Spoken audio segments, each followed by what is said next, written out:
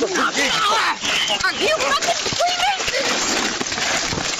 Freemasons? This incident involved a driver identified as Michelle, a U.S. Air Force lieutenant colonel and military doctor. Hey, Colonel, you want to roll your window down? No. Why not? Why are you detaining me? I'm not detaining you, Colonel.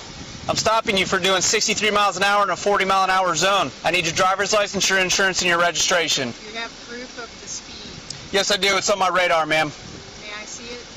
No, you may not. During the stop, Michelle demanded to see the radar. U.S. law does not require officers to show speed evidence roadside. It is reviewed later in court under the Sixth Amendment, making her refusal to cooperate not legally justified. Colonel, I need your driver's license, your insurance, and your registration. I would like to see your supervisor. 227, can you send me a supervisor? I need your license, insurance, and registration. When your supervisor comes, sir. Michelle refused to provide her driver's license and demanded a senior supervisor. Under U.S. law, drivers must present identification during a lawful stop under Uniform Vehicle Code Section 6112, and officers are not required to call a supervisor on demand. Refusing to provide documents is illegal, while requesting a supervisor is not a legal right and does not pause the stop. What's going to happen is you're either going to roll the window down and cooperate from here on out, What are you detaining me or for? right now you're impeding an investigation I'm investigating for what? for a traffic violation. What was the traffic violation?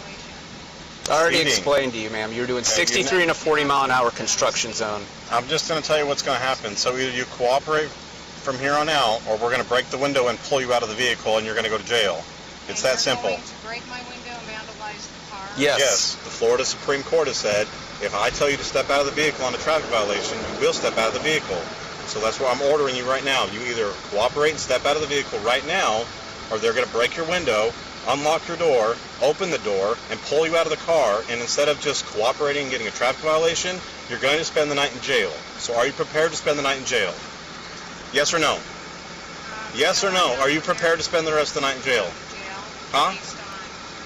Okay, break the window and take her out. That's it. Hey, that glass went in my eye! Hey! Get out of the vehicle! Get out of the vehicle! Are you fucking Freemasons? Hey! Put your hands. Hey!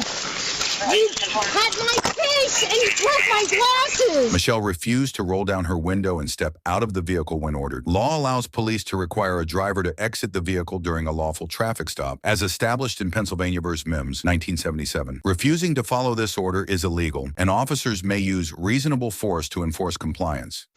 You need to send an ambulance! I just requested it. Glass is in my eye! Yep. Just sit you up.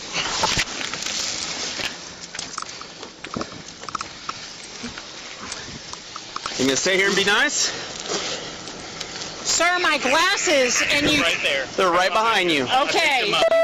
There's glass in Yep. my eye, We've got an ambulance coming. and there is no crime. Oh yeah. Oh yeah. There is no crime. I'm sorry, Lieutenant Colonel, but there's definitely a crime. And if there is injury and scarring to my eye, you're going to be sued, sir, and you're going to lose your job. It's okay. If an arrestee is injured during detention or arrest, officers must provide medical care or summon EMS immediately. Are you wanting to go to the hospital? I would like to, so that the eye can be checked out. May I have my phone, please? Not right now. It'll go with you when you go. No, I would like my phone. That's I not have how a it right works. to contact. It's not how it works. That is how it works. Okay. No, it's, look, this is I how don't you tell ended how to yourself in military, handcuffs. You don't tell me how to cop. Sir, you don't know how to... According to U.S. law and standard police procedure, arrestees do not have an immediate right to personal phones during the arrest process. Access to phone calls is typically provided after booking at the jail, making her demand not legally enforceable at that moment. Michelle, I'm going to request that you submit to a lawful test of urine for the purposes of determining the presence of chemical or controlled substances. Will you take the test? No. Michelle was charged with obstructing law enforcement and reckless driving.